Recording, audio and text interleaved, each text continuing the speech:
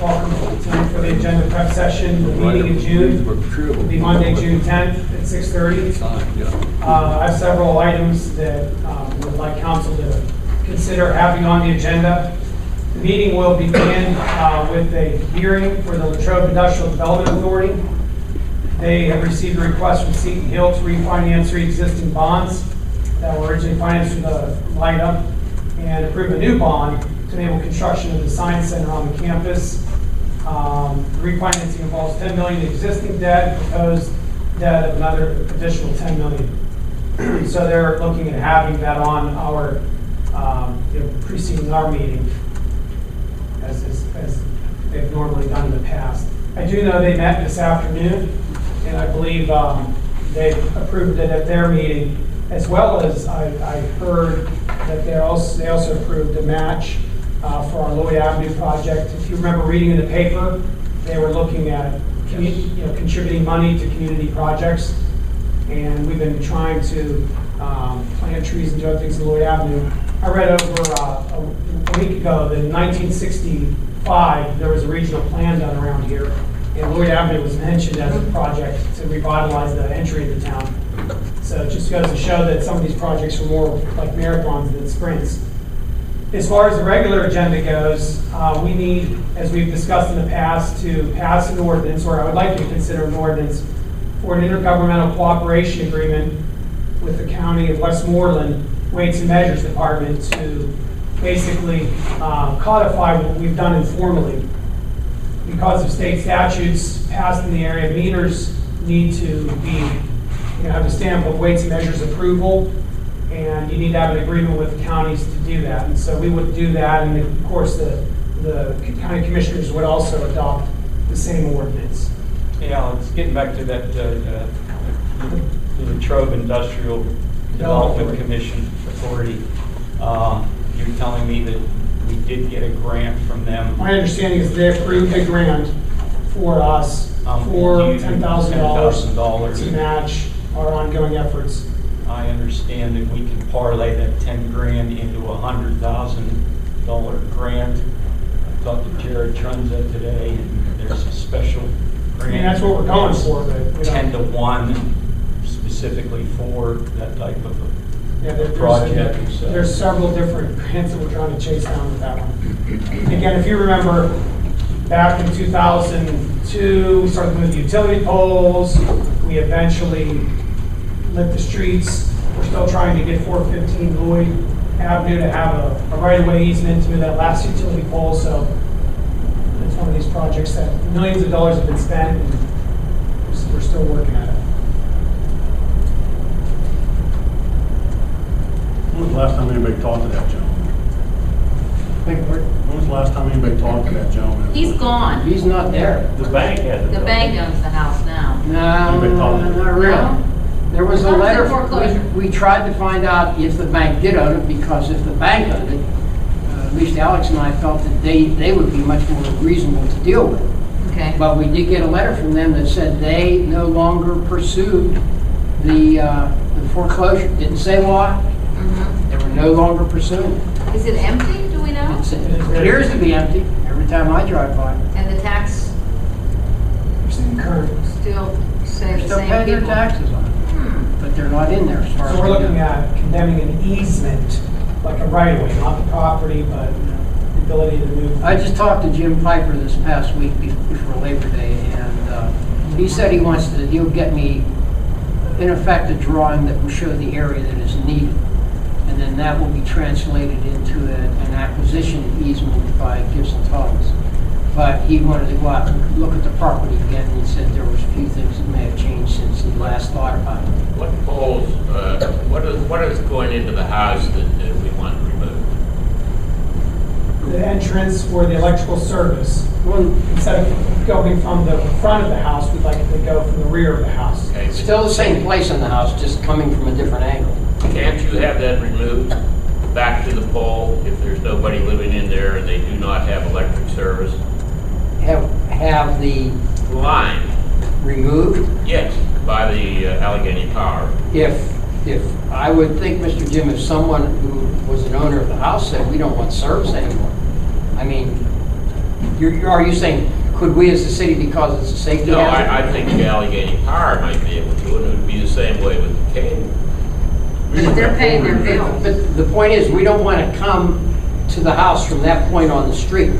We want to swing it back. The lines would be gone. The need for an easement may also be a need for a pole easement, to have a pole on The their line line. and the, I think what he's saying is the line and the pole's gone, the next time they want to hook up, they're going to have to hook up to that. Not necessarily. There's not, It's restarting service. there's not a pole back there. I like what you're saying though, Richard. I can look into that to see if there's a possibility. Yeah, If there's a period of time where the utility's been shut off, Correct.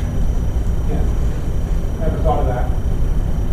Because, I did say to Mr. Piper, can't we just put the pole in the alley and avoid that intrusion onto the Piper property? He did not seem to think so, although he wanted to back up and look at it. What's the plan? If we're going to move, what is our plan to move that electric? That's what he's saying, get the drawing. We're gonna put the pole back there, Yeah, but get we the have pole to in. get, Said Piper can't. no, but not without an easement, Not without permission or an condemning easement. it. Piper said, he wanted to revisit it again before he gave me a drawing. But right now, his thoughts were, the pole has to go back on the Piper property, there's not enough room in the alley. And once the pole is placed, then we can come from the rear to the same entrance point on the house. And the problem was, they didn't want us putting, when they were living there, they didn't want the pole on their property. They wanted and didn't $35,000. line it. Yeah. Yeah, they wanted the money. They may have vacated the house, but they're still paying their taxes and stuff, so. I didn't know the pole was on the property. I thought it was on the Yeah, no, I don't think there was enough for you to put in the alley. That's the big issue. In addition to an ordinance for an intergovernmental cooperation agreement for the parking meters, I want council to entertain a resolution related to allowing dependent children up to age 26 to have eye and dental coverage under the city's self-funded plan, along with required medical coverage.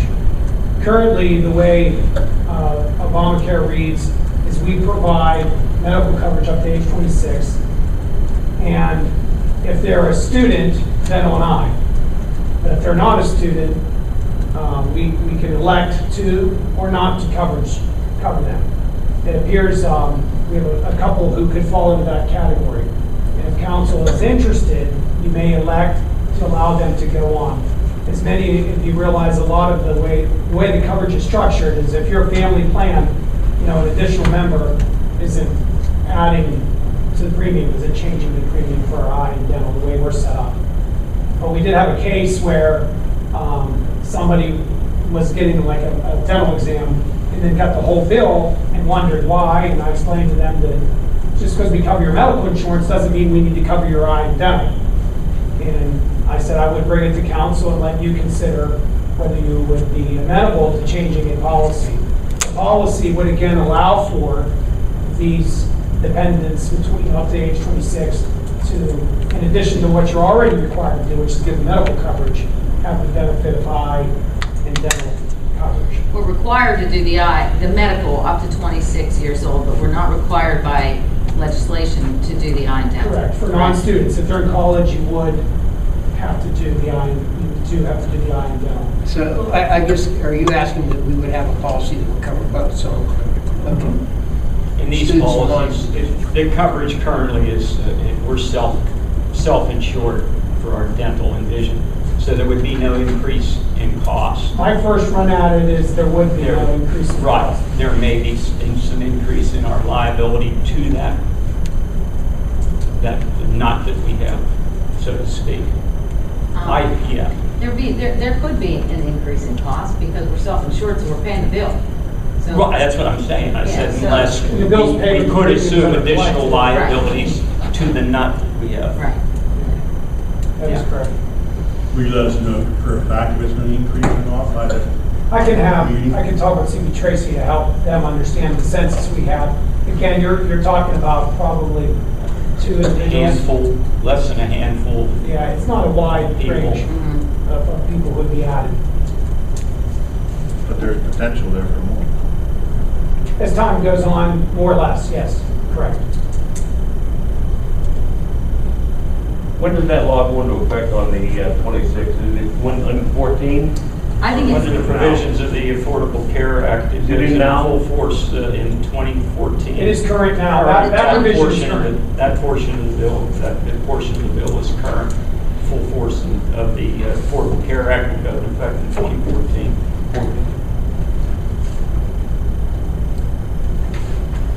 I will do that.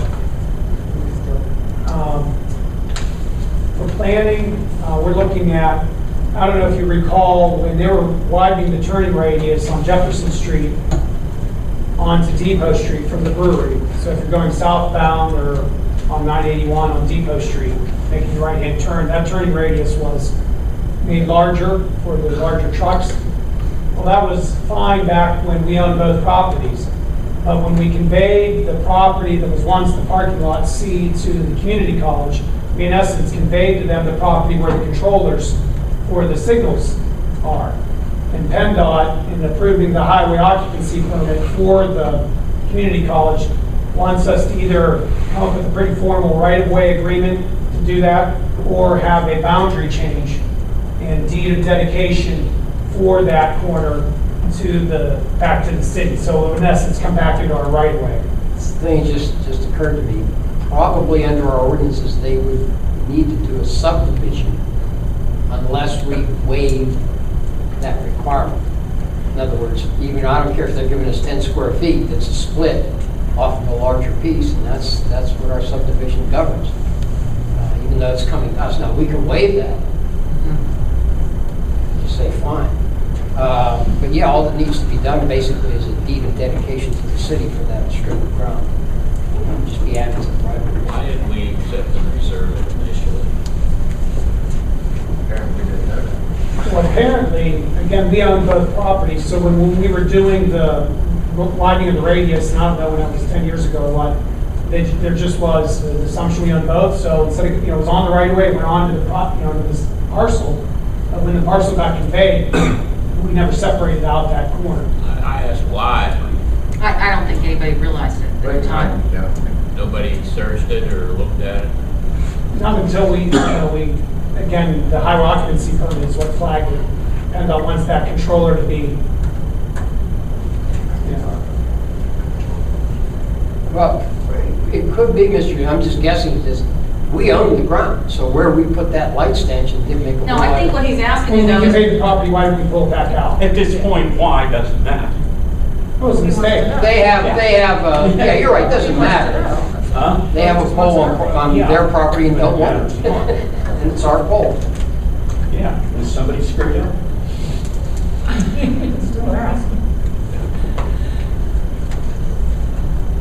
No, I don't know that I would say that. no, I mean, if we owned the right of way and we owned the land, because that was our part. But the question was, how did we not know that when we conveyed the land to WCCC? It just I felt don't think we cracked anticipated an issue until PennDOT got involved. But the plan was we was given the parking lot. We never thought, including the sidewalk and everything, which is where the control box is Right. at. And I'm sitting here, I'm guilty of the same thing. I never Never thought thought about it. And I knew better than that, but I just figured the sidewalk area was still, with the pole and all that was still going to be ours. we also Control have, box is a control box. Why would you think it would move? They're just now crabbing because they don't want it on their property. No, I don't think PennDOT they doesn't are. want to issue a highway occupancy permit without a formal right-of-way agreement. Right-of-way to allow for agreement that with to control. exist. Yeah, I don't think WCCC's not complaining about it, right? No. No, it's PennDOT crapping Yeah. about it. Yeah. We also Well, have, that's- more questions? I'm going to put a resolution to waive subdivision requirements as a courtesy of PennDOT. Fine. Or I mean to Yeah. WCC.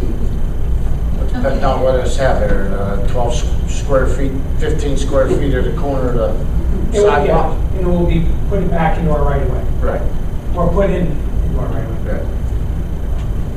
And we're looking at making an appointment for Thomas Horvath to the zoning hearing board. The next item involves Valley Dairy. If you can picture Valley Dairy here, right over across the street.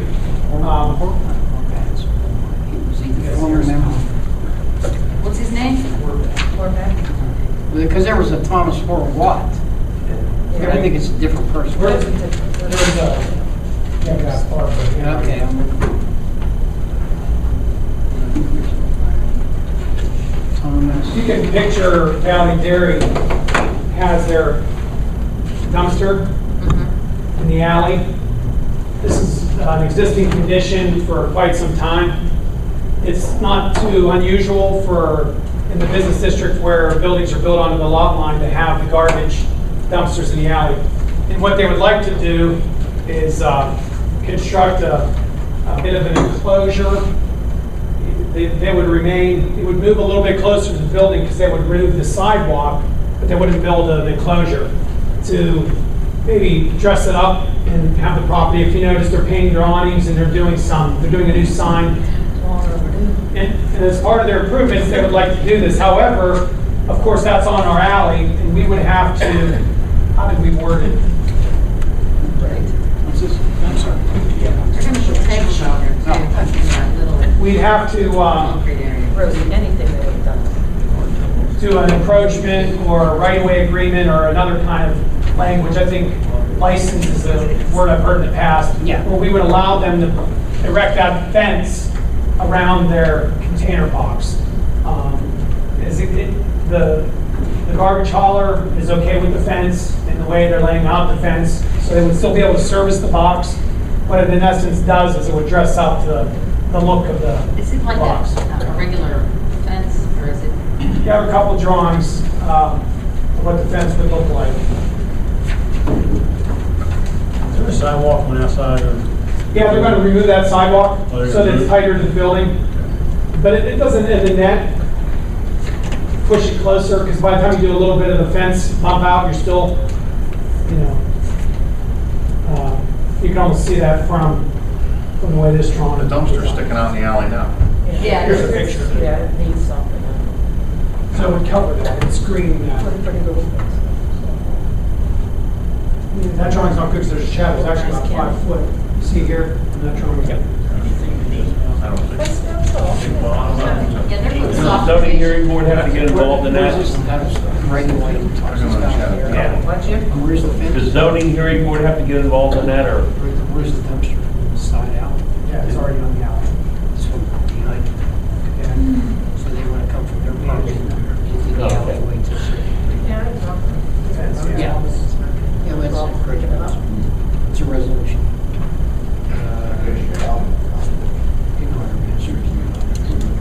Just give me copies of your ones. Name, letter, requesting. Okay.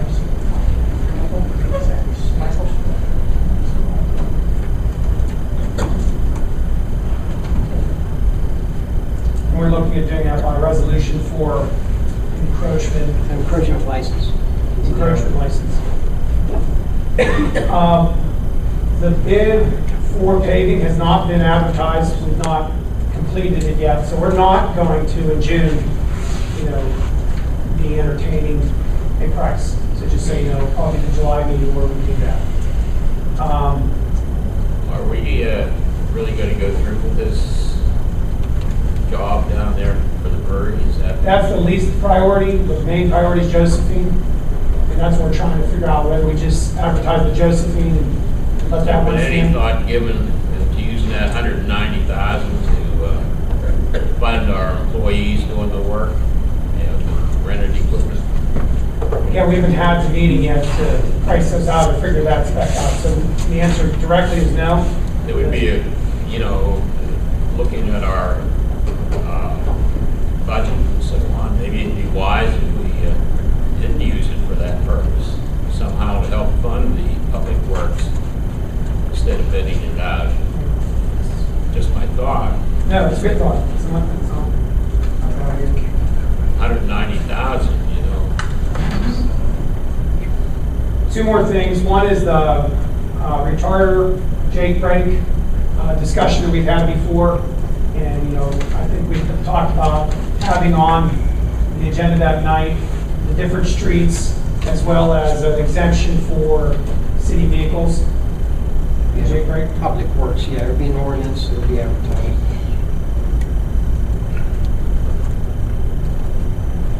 City vehicles or public work? City vehicles is related to public works and the fire Municipal. Municipal. Any municipally licensed, There you go. Okay. And then last, we did receive last Wednesday 2 bids related to the waste contract, solid waste, residential recycling, commercial solid waste, roll-off collection and disposal services, transfer station, transport and disposal services. One was from Advanced, they were the low, and the other was from Republic. You have in your manager's report the bid breakdown.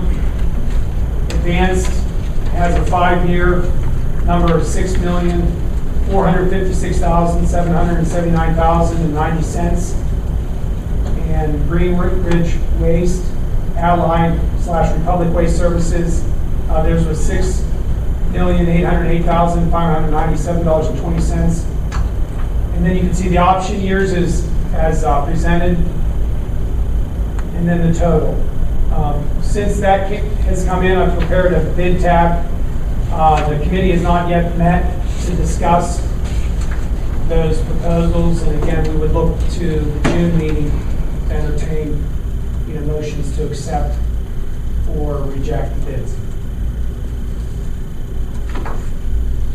Or take forward. I have one thing I'd like to add. We've kicked around the thought of raising the rates out at the transfer station, particularly the low-end charges that we're making, which is $8 for the first 200 pounds. The tonnage is now currently $95 a ton for everybody, and we would recommend, I believe the committee is willing to recommend to allow that to remain at that $95, which is really $91 plus $4, I think, to the federal government. But we would strongly recommend that we increase the lower end at the first 200 pounds, instead of being $8, that they be $12. And we'd like to have that on the agenda also. $12? Yeah, that's across the board, both for residents and non-residents.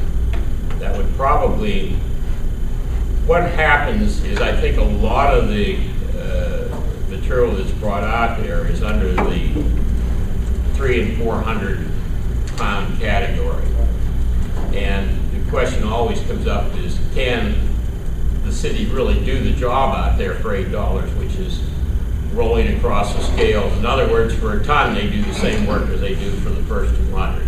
Roll across the scales and then come back. So the thought would be of the committee that we would increase that initial charge for the first 200 pounds to $12, and then prorate the balance so that you would keep the same overall $95 a ton.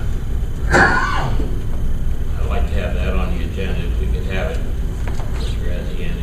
Alex, I have a question. When are we supposed to, do we have to vote on this? We don't have to vote on this at the June meeting, right? We do not. We can table what I the wanna- July meeting. Okay. Because the bids are, I think we wrote them to be good through the first week in August. Well, because I think I've looked through some of it. I know Kenny's looked through some of it. I don't know that I have a full understanding of anything yet, but I know there's some questions. And what I don't want to have happen is what happened the last time, is this thing kind of got shoved on the agenda, on the calendar. I think it was a motion to amend the agenda of the existing meeting. And I just want to make sure we have enough time, and that come June 10th, we're not voting on this, but we haven't had enough of a chance to discuss it. Because I think there's some significant implications. Kenny? Yeah, I definitely have some questions. I think we have to take a real hard look at the 2 bids and the impact that they have on our residential customers. The one seems to be more favorable than the other. If you look at Allied's bid, they're charging us $12.40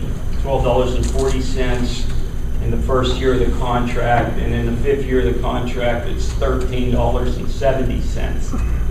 Advanced is charging $14 the first year, and it goes to $15.14 in the 5th year of the contract. Now, if you look at the way our garbage is billed now, right now, we're paying Allied or Republic or Greenridge or whoever, whatever they're called this week, $12 a customer, or they're charging us $12 a customer. And we're charging, in turn, $15 a customer. So we're making $3 a month on each garbage I customer believe in we're the charging city. $13.33 a customer, is that not right, Alex? Oh, I'm sorry, 13, yeah, you're right, you're right. I'm $13.33. sorry, yeah, $13.33. So we're Which has making not been an $1.30, increase right, in over 5 years, we have not had a garbage increase. right, right. So we're making $4 a quarter every 3 months on each Right. residential customer. Now, in order for us to maintain that rate, we would have to raise our rates again from $13.33 under the advance contract to $15.33 in the first year and almost $16.50 a month in the fifth year of the contract. The Allied contract, our increases wouldn't be as significant. Now, they offer us lower over the scales rate, Advance does, than Allied, but it negatively impacts on our residential customers. So for the benefit of a few, those that are using the over-the-scale services, many will suffer. In other words, there's no avoiding an increase in the residential rates if all of the customers, since all of the customers or all of the people in this town have to pay that. Renters, homeowners, whoever, they all pay a garbage bill. Not everybody uses the transfer station. There's a couple other things. The roll-off boxes, transportation for a roll-off box, which is required to be used in town by code or by ordinance. Advance will be charging us, or charging the customer, $213 in transportation costs, and Allied's was $75 per roll-off box in transportation costs. Now, the $1 million difference in these two contracts, I'm not sure why there's such a big difference, except for the fact that Allied, in their proposal, they proposed that they're going to put one full-time employee at the transfer station to supervise the comings and goings. They also proposed a number of safety upgrades to the transfer station. Where did you see this? It was in the proposal. The one? Yeah. Yeah, it's in town. It was in the proposal, Stuffy, yeah. It's in. And they also proposed the placement of some kind of fuel storage, or that the other bidder did not include in their bid. So if that, we got to make sure that we are comparing apples to apples in this case. Well, you got the 1 million, where the difference is where one's going to put some of the burden, more of the burden onto the customer, the city customer, Right. where the other one's taking it off and giving the break there. They're both, it's Right, so. a catch-22 more. Well, how do we- Which one do you want to go? Well, Right. and I agree that this is something that we need to sit and look at. We got a month or 2 months, whatever we decide on, to everybody sit down, we'll come up with their questions, and we can see if we can have the committee can sit down and look at this, so we can go through and try to highlight some of our concerns and stuff. And granted, in the same token, I believe, Mr. Baldwin, there has not been a garbage price raise in 5 years or better in the city of Latrobe. Alex? I think that's true. I also think, don't forget, in the fall of last year, we rejected a bid that was lower. We rejected a bid that to the residents would have More lowered their favorable. garbage, bill, more favorable to the residents. You know, The big difference is in their charge per ton. Allied is charging $65 a ton, and Advance is charging $39.50 Is that a ton or a pool? It is a ton. Okay. ton. Well, I just want to comment, first of all, on the tonnage difference.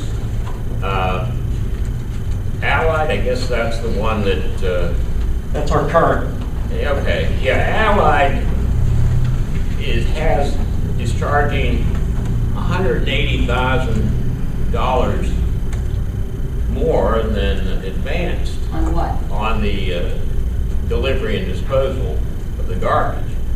The other thing is, as far as residential is concerned, we set the rates for what the person's out, what the citizens pay or what the residents pay. We set those rates. Yeah, but it's based on what we're getting charged, right? No, it never has been. It never has been. What's it been based on? Yeah, we can't operate at a loss. We can't charge. Of course you can't. But let's We're going broke, Richard. No, you're going broke. You and your garage are going broke. The city isn't going broke.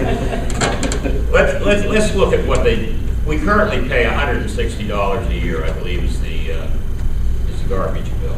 Yeah. Right. Plus, the average homeowner uses 100 stickers, which is $33 a year, right? You know that, so that's up to I 100. don't know what the consumption of stickers. It is. Well, you ought to learn it, because that's one of the important features of this new contract. Also, when you take garbage out, you don't put it in a brown paper bag. You put it in a bag that you have to buy at the store, a 30-gallon, 1.2 millimeter bag. Those bags are up to 30 cents each. So that every time you spend, over the year, you'll spend $33 for bags, and you'll spend about the same amount for stickers. So really, the cost to our consumers is you have to add the bags and the stickers. Now, under the new system, they probably won't use one bag a year. A year? One bag a month. Excuse me, one bag a week. They're not gonna use a bag a week, they're gonna let their garbage sit for 2 weeks? No.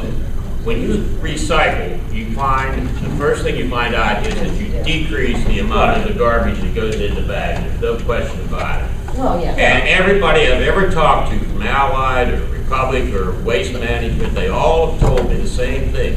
Once you go to recycling, you decrease the number of bags that are being used by at least 1/2 or 2/3. And that's the object of it. So we are going into recycling, and we have to do that. Secondly, we're buying these totes. Don't forget that we're paying for totes that cost $102. A 65-gallon tote costs $102. Right. So over the length of the contract, that's $1.50 a month itself Okay. for the tote.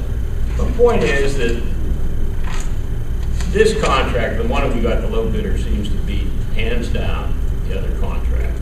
It's here. We have an opportunity to move into it immediately. We can structure it so that the people that are currently hauling the garbage and the trucks can go and work on public works with $190,000 that we have. We'll be increasing the residential rates for garbage. No doubt about it. Well, I'm telling you, even if we do, in Unity Township, according to Mr. McGordon, he was at a meeting with the manager and I think with a couple of us, he told us that the people in Unity Township are paying, on an average, $25 a month for the removal of their garbage. That's what we were told. Yeah, That's but- in Unity Township. So anything that's below that, Alex, is that correct? Is that what he said? Yes, I've heard that not only from that source, but from other sources. So regardless, even if we go to $18 or $20 a month and choose to collect the money that we need to support the other operations, we'll still be way below what is charged to Unity Township residents. Yeah, Can I say something? May I? Yeah. yes. I'm Dave Smith. I'm the general manager for Greenridge Waste Services that operates as Allied Waste. And I just wanted to thank council for letting us bid, and we're proud to collect your guys' trash for the past 11 years. One thing I think council should really take into consideration is some of the points council, was brought up here on the transfer station per ton rate. It was clearly specified, and we believe our bid was one of the only bids submitted that met the intent of the contract. The intent of the contract specifically outlined the safety issues that were at that transfer station, and we need to upgrade them as per OSHA standard. That facility right now does not meet OSHA standards. And that rate also includes the transfer station and disposal of that waste. So not only was the bid specs clearly specified as the transportation disposal of that waste from the transfer station, it also included the safe operation as per OSHA standards to run that. And that was clearly specified in the addendum, and was the intent of council was to take over that and safely operate that. So we feel our bid was successful in doing that, and the items mentioned by the councilman were outlined in there. So I would respectfully, as you guys review that information, to know what you're getting out of that per tonnage rate. And again, we are the cheapest for the residents, for the commercial businesses, and for all the roll-off services. And we will take over the transfer station at a less tonnage rate and get it upgraded as per the safety regulations. I have, and this isn't for you, but I just have a general question that I wonder about. I guess I'm concerned about one company's need or concern that there has to be someone there managing that. What happens? I mean, if Joe's got a full box and there's nobody there to move it, what happens? Do we stop until somebody comes and unloads that box? Those are the kind of questions I'm not sure. Believe me, I'm not a garbage expert. But how does that get managed? And so it makes me wonder would it not be appropriate for us to be able to ask these questions in a meeting of the bidders to try to get a better understanding of of what their plan is or how they plan to handle that. I mean, is that a valid question to ask, Joe? Is that a possibility? I'm asking this question because he runs. No, the question should be answered by the solicitor. You're asking if we can have such a meeting? No, that question, yes. I'm sorry, yes. That question, yes. But my other question, Joe, was to you. Is that a reasonable concept that you could have something full and nobody there to haul it? Yes. No, you're asking. Now, my question to you was, as long as we keep the playing field level and invite both contractors. I mean, We're just asking for some clarification. seems I think to it's an me important that question. needs to be, because, I'm concerned about the liability factor. Whose liability is at risk here? If something does happen. I mean, yeah, you can say whatever you want to say, but we're going to get sued too. Well, that's one of the reasons we did require additional insured coverage on their policies, respecting the fact that could potentially happen. So, I would like to ask that we find some time where we can meet and have the haulers here and the public if they want to, and let people ask them questions once we've had a chance to. I don't know. What do you guys think about that? I think. Didn't you have a three-way conversation on the phone with Michelle Nestor and one of her attorneys and asked those questions? And they said they would cover insurances and stuff like that. They would have somebody there to move them boxes and put them on the back and stuff like that. A bit of a distinctive maybe, possibly between proposals. I think the city, when we had our committee meeting, we were in the addendum structuring it that they would have the responsibility to keep it moving, not to put us in a situation where safety would be compromised or we would have to turn customers away because boxes were full and they weren't. Michelle said she'd take care of that with the bid and stuff like that. Is there a stipulation in there? I think the question though that's being asked, the bid may have said, yes, it must be moved. The question to be asked is, how's it going to happen? How's it going to happen? And I think that's what you're saying, And if I who's going to understand. manage it? Is there a stipulation saying how long the box has to sit there? No, I don't. It could be there for 3 weeks. Oh, no. No, I'm just saying. There are DEP regulations. But I'm just saying. If it's And going to be there may be a simple answer. Under the I'm sorry. There may be some- Under the DP, we asked that question, and in that bid, I'm sure, we said they have to follow all regulations of DEP. Correct. Am I right, sir? And yes, and OSHA. Is anybody from Vance here? Yes. Did you understand that too? Everything by the DEP, you gotta follow all regulations, DEP permit or permit. Well, it was outlined and pretty well specified in the bid specs. I think you guys addressed everything that you had reviewed. I have a question, and it probably is directed to both carriers. We were talking about the containers, and I know, Rosie, you definitely want these for the people the containers. I'm just wondering what difficulties you folks have when people bring those containers out to the street, and turn them the wrong way, or they put them in the wrong place, and they're not. I know, I'm just wondering how is it going to take more time? Right now, you probably have more workman's comp problems because they have to lift up bags in that there. And that you may not have that problem if you have like a hookup that goes to the truck. But if the people don't put them in the right position, in the right place on the property where you can get to them.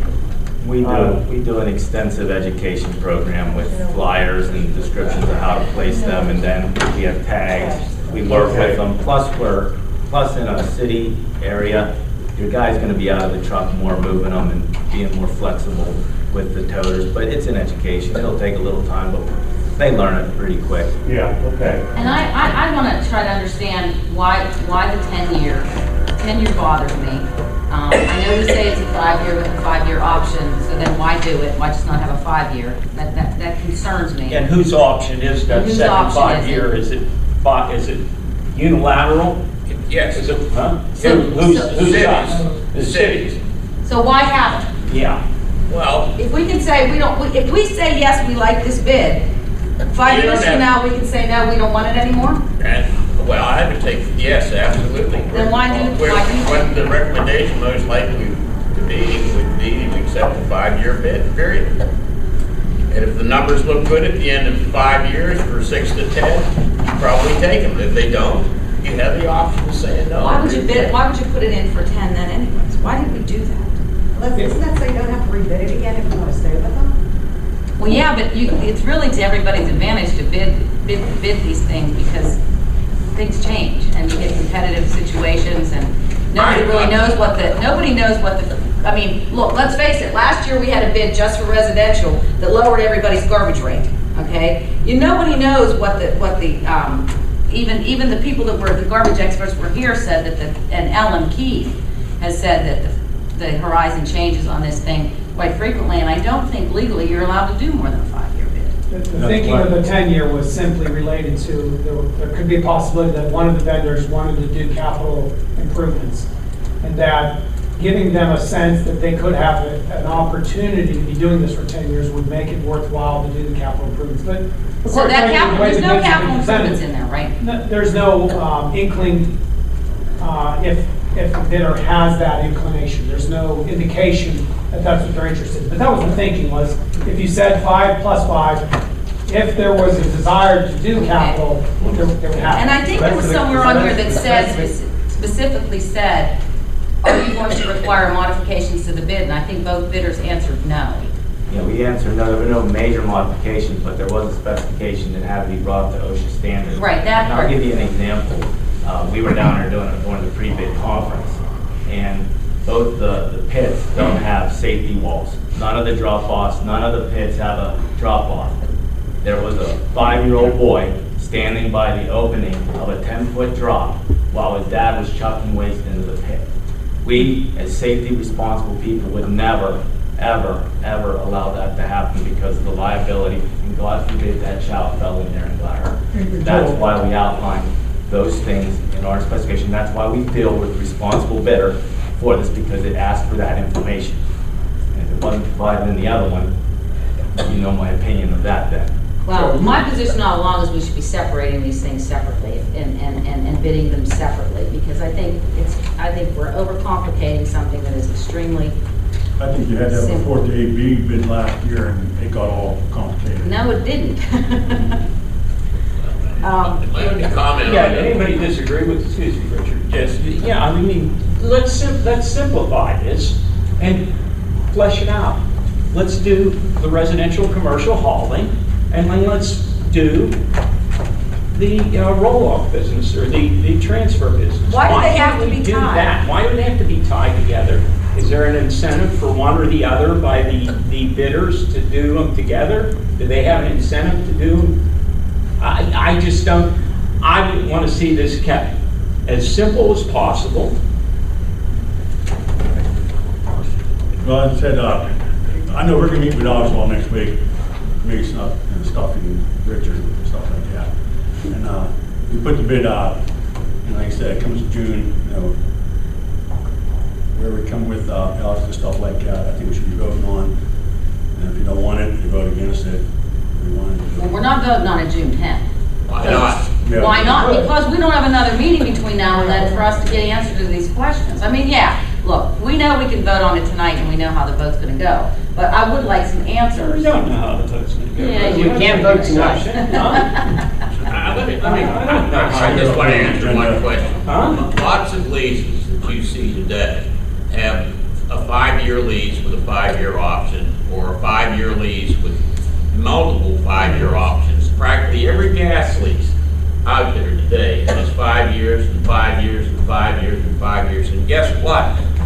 The lessor doesn't have the option, it's the lessee. In this contract, the lessor, us namely, the city has the option of whether or not to go with that other 5 years. So I think it was just a good policy decision to try to get 5 and 5. And if after 5 years you see that the numbers don't work, you don't go for the 5-year option, that's all. It's that simple. I don't think it's prevalent in the waste industry though, Richard. It might be, it's probably, those kind of contracts are industry based typically. Well, it might be. Yeah. You know, I personally, I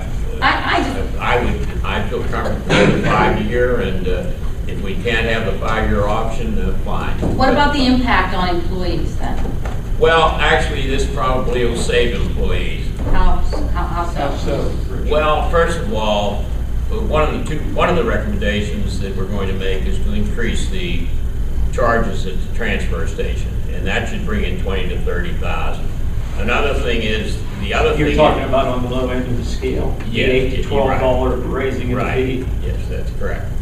And the other thing is that now we're taking them out of the hauling and transportation business and putting them in the public works where they need to be, to do the work that needs to be done by public works. If you go along with the $190,000 and use that money, you can keep the public works employees busy with that money, plus their equipment that they need to repair. $190,000 for the construction. And the only garbage that will be hauled then from there is garbage that is generated in the city of Latrobe, right? Well, and through the and across the scales. Scales. Across the scales and the residential. Actually, we're paying, I think this contract says that we pay the successful bidder, I think bid at $44 for the first year. What is it? $39.50. $39.50 per ton. That's delivered and put in a landfill, and we're charging $95. Excuse me, we're charging $95 a ton at the scales. Yep, okay. So in other words, we get $95 a ton, and they haul it away and put it in a landfill for $39.50 a ton. Which their disposal rate on the other haul rate was 28 a ton.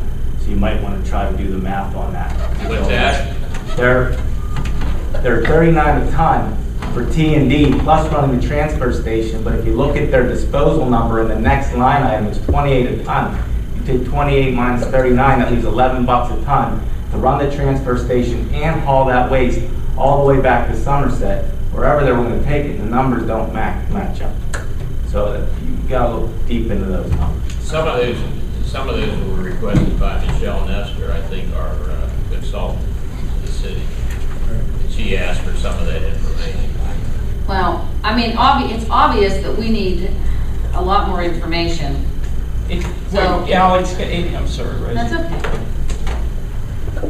we pay, what, $30 a ton, right, to dump, to take it Basically to the about tip is landfill, what right? that's about the Right? cost of tipping They it. pay $30 a ton now, Plus our labor cost. Plus our labor which and our is fuel.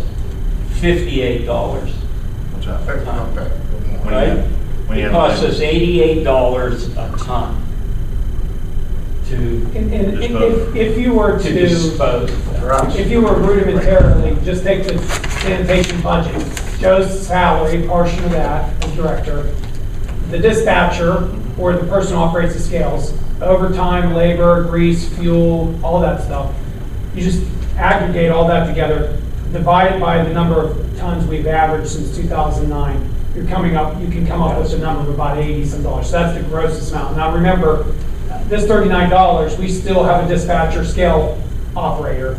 We still have a manager, if you will, who will be Joe, managing the facility. So you're still carrying, Right? you're still carrying those salaries. And so, yeah, we charge 95 to the customer. They will charge us 39 to do the transport and disposal, and we still have costs in between. So it's not fair to say, hey, that's all just profit between 39 and 95. Yeah. And when we meet with the committee, we'll keep drilling into those numbers and make sure we understand what the actual net is. But it also be said, there's different ways of looking at it. That was just the rudest or crudest method of looking at it.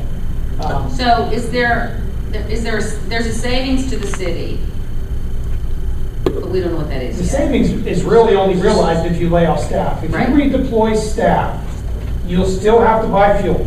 You'll have to buy stone or pipe or asphalt for them to do work, the crack sealing, for example. You'll still have their wages and their salary and benefits. So you're redeploying them. So, in a true savings scenario, you would outsource the work, lay off the staff, and that's where savings is achieved. We're proposing to outsource the work, pay a bill that is extra in addition to what we've ever paid before, and keep the staff and redeploy them. And as you know, they're still going to have to drive trucks and buy, do things. So can we generate more revenue by increasing some of the charges of the transfer station?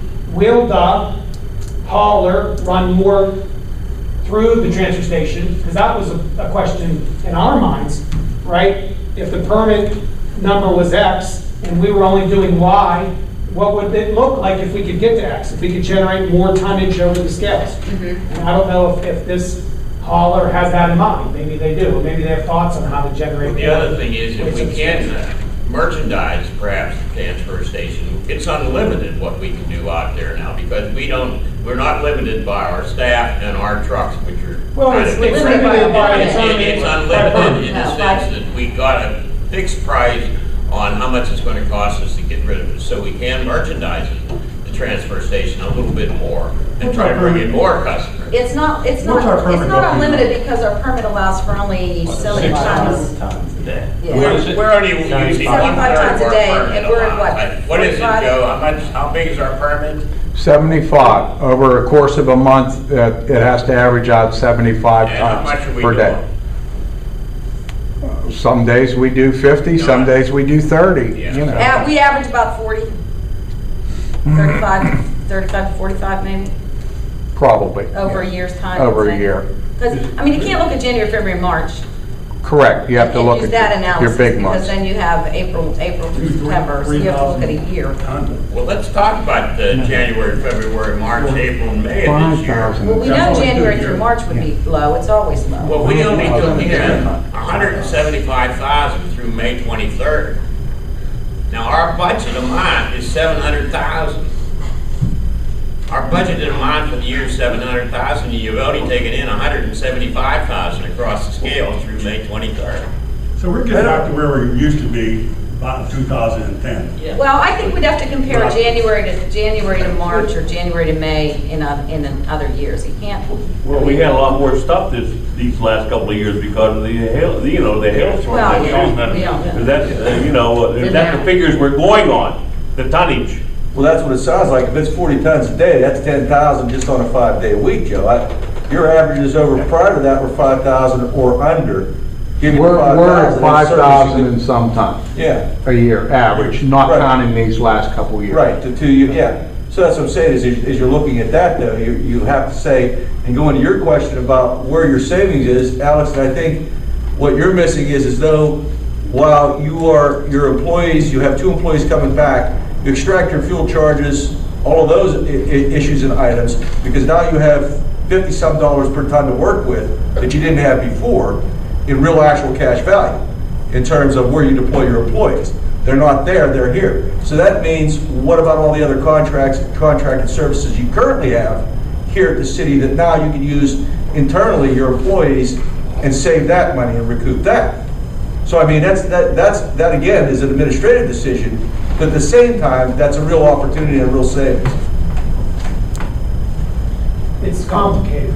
You know, you're right. I mean, you're trying to figure out how to. Well, yeah, I mean, if you're painting, you're hiring a contractor to paint, or you're hiring a contractor to ply your municipal parking lots, all those things are charges. If you were to poll the people in this room, can the private sector do it cheaper than government? I think everybody in this room would say the private sector could probably do it cheaper than government. So you're saying, just well, so you're arguing that on one side, and they're arguing it on another. That's what I'm saying, is it's either one or the other. Well, I'm saying the savings is achieved when staff is Should you want? Yeah. Or like Or reduced. I mean, let's face it, it's the administrative cost with the healthcare benefits is where it, I mean. Yeah, but we can't keep on saying, if we would do a layoff, it's because of this transfer station.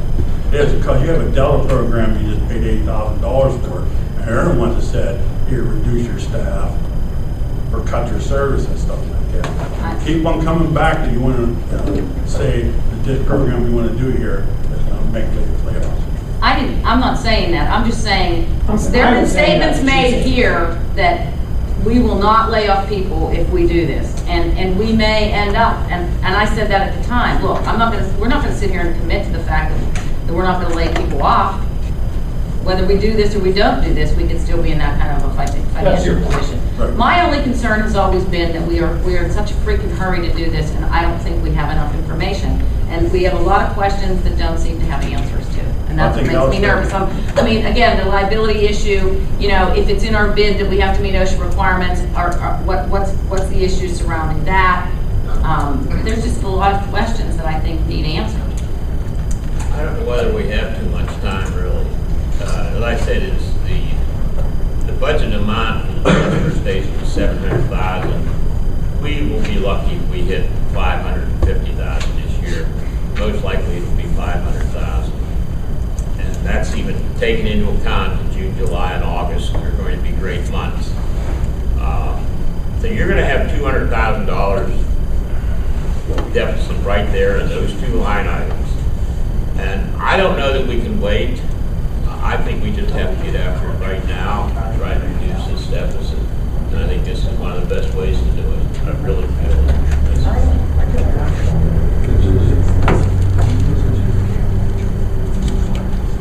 Like I said, we're going to meet next week, the committee all week. Maybe I'll give both these outfits to come in. I'll be glad to meet any day. Yeah, I mean, if they're coming in, I think we all should have an opportunity to hear what they have to say, not just the committee. And the residents too. We'll wait a couple days next week to pick a date and come in during nighttime. I think our solicitors can be there now, discuss what it says in the contract and whether or not somebody's saying, well, these people aren't going to be able to follow OSHA or whatever, that sort of thing. Because the contract does require them to follow all OSHA. What else, Alex? Can we make that for some 10 o'clock someday next week?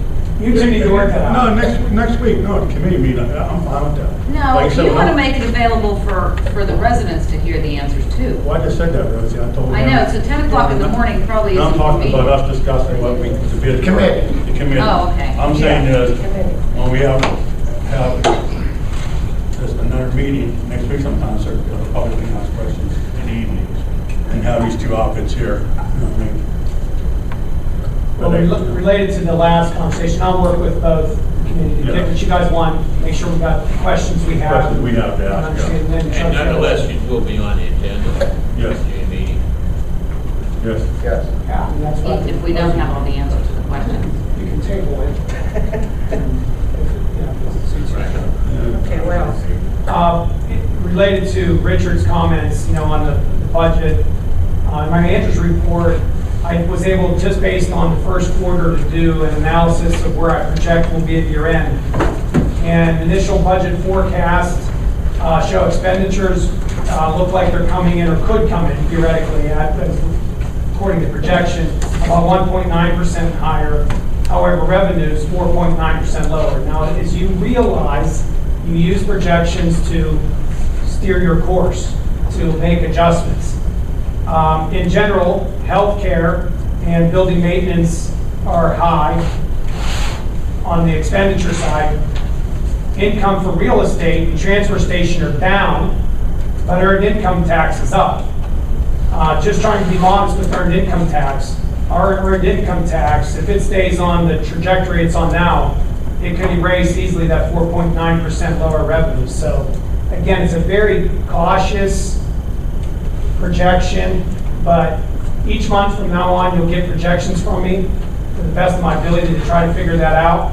On page 2 of the manager's report, you have the bid summary. You also have a notification about a meeting I'm going to have with the local 629 have asked me to talk about some of these transfer station issues. And I would like, if the committee could make that meeting, that would be ideal. But just please know we have that. You also see the quote there related to the UPMC healthcare. Last year we saved $144,000 we saved by going from Highmark to UPMC. It looks like UPMC wants about $47,000 of that back in their new rate, but there's a lot to be determined in that. Meanwhile, on energy, we're looking at saving about 10.5% on the city cost and 9.5% on streetlights, with a couple 2-year agreements that we're renewing with Keytex and Champion Energy Solutions. We're going to meet with some officials from Unity Township to discuss the LMA UTMA rejections that they got from DEP related to Act 537. I talked a little bit about last week about the community videos, and again, those won't cost anything to the city. I have some information there related to the garage and the elevators and so forth. It sounds like if it's the wishes of council, we can find another time for Delta to come to meet with us, and I'm fine with that. But I wanted to save the next agenda meeting to listen to Mike McKay, bond counsel, talk about your questions related to the RCAP money, which is, that would be the June 24th agenda meeting. So I'm willing to move the Delta meeting to another time. We can maybe do that in July. If you guys wanted it in an agenda meeting, I'll make sure it's in an agenda meeting, but probably likely the July agenda meeting, not the June agenda meeting. That's more, okay, so we'll do that. Community college groundbreaking. And again, there's a number of things. I can't impress upon you. You have to read these and ask me questions. There's too much going on between meetings to cover everything. I'll go to lunch with you. In fact, you can read topics. You'll see that I do go to lunch with some of you. And some of you are in my office and ask me questions there. Some of you have sent emails or text messages. Please consider doing that. Lastly, for those of you interested, I don't know how many of these to print, but I did print some extra. I'm willing to email, fax, whatever you want, manager's reports. Please have my agenda on it. If they run out tonight, let me know, and I'll send you one. There's a lot in there that I didn't even cover, but just to know that I think it's important. One of the reasons we videotape these meetings, one of the reasons we do managers' video blogs, is because we need to be accessible and communicate what's going on. These meetings are never long enough to cover everything that we have to cover, but nonetheless, that doesn't mean it's not important. So please take advantage of those opportunities to find what's going on. Are there any questions, Mike? Alex, which committee meeting would you have asked me? Well, we had at that meeting, correct me if I'm wrong, I think, Richard, you made it. And did you make that meeting? And you were able to make that meeting? What we had here? With AFS? Yeah. No. Okay, you're invited. You're on that committee. That would be a personnel committee, Monday or Thursday at 6. Yeah. That was when we had Chris Gabrielson from, Kennel Bay and Vicki Rio. Okay. I just wondered which committee that was, so that's. Yeah, personnel. Okay.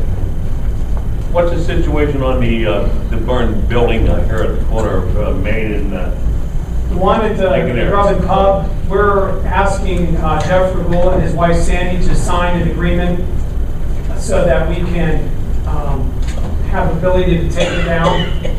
And the reason we're doing that is typically, under our ordinance, the insurance companies would send a check directly to us.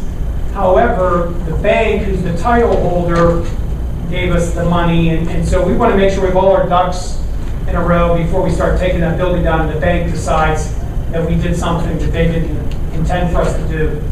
The building that Regola owns up on Main and Truman will help the city achieve our fire apparatus, the ladder truck certification. We're not going to do a practice burn, but we're going to do a test related to the ladder and then knock that one down a little later. So the long and short of it is they're both coming down. We just need to, I can't give you a timeline because we just need to make sure we have the authority to do what we want to do. So this insurance is gonna pay for that to be taken down? Are we paying to have this taken down? they won't pay that. They're paying to have this taken down? There is a fixed amount, my understanding, there is a fixed amount under the insurance policy that will be paid. That fixed amount will not equal the cost of demolition. There are also some unpaid taxes from what I'm told. So, I mean, there are a number of liens against the properties. Whatever the difference is between what we get from the insurance company and the cost of demolition, yes, the city's going to have to pay for it. And then the city And then we can file lien against the property for that Gonna bill cost. the owner for that then? Oh, we bill, yeah, but usually they don't pay. We don't either. And we take it out of the owners, do we have to pay? Can't garnish wages. Once he sells it, we're the first people he takes care They of. would for alimony? Under state law, Unless there's a mortgage. under state law, can't you put it against Child, that the mortgage may not be paid off, it may be paid off with what they get from the What's the insurance. cost we're gonna take it? Until the property's sold. Then, yeah, you could take it off if there's Some no of first lien. our liens against it. And they have priority over ours, yeah, we could. That's one of our advantages. Our priority is to get rid of it and be in line, unfortunately. We don't have a lot of choice about leaving a building like that. I mean, theoretically, he has the choice in making it safe, but leaving it there for a decade. But we could lien additional property of that owner. We could lien additional properties of that owner? Not If we had yet, to- maybe. If we had to incur the cost. If. You know, I'm glad you asked the question because we have not taken advantage of the state's new enabling legislation Yes. related to blight. That's what I'm getting at. And we have Yeah. discussed about tightening the screws as it relates to absentee slum landlords, whatever you want to call them. Slumlords. Don't the county have a program too, to help tearing down property? They do, Some but years it's and not a some lot of years money not. in it. I know that's, we used our allotment this year. That's a good, again, another way to pursue. I gotta keep asking. We gotta keep asking, we gotta keep begging. Jim, As you realize, just real quick about the county, Jeanette has absorbed the county's demolition budget for a long time. And Barry spent what was there in the kitty. So what I'm frustrated is you gotta get in line. You just can't, I mean, look at Monsoor Hospital. It's not like it's gonna be. And so there's a pot of money, true, to tear down buildings. And yes, towns are getting them, but you also gotta get in line and you gotta beg and you gotta. I think we get ours every so many years.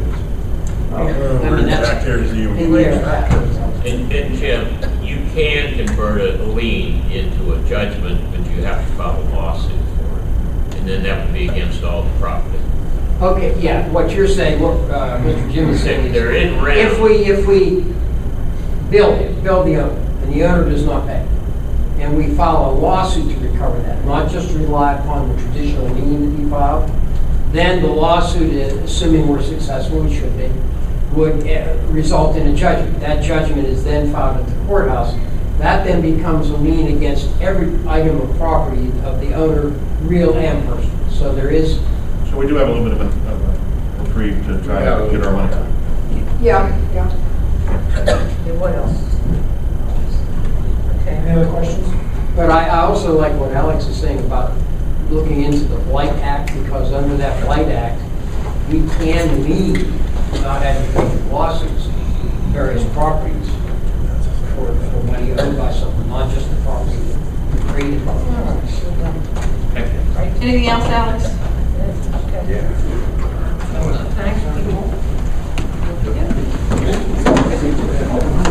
You didn't hold it here. You can only fit around.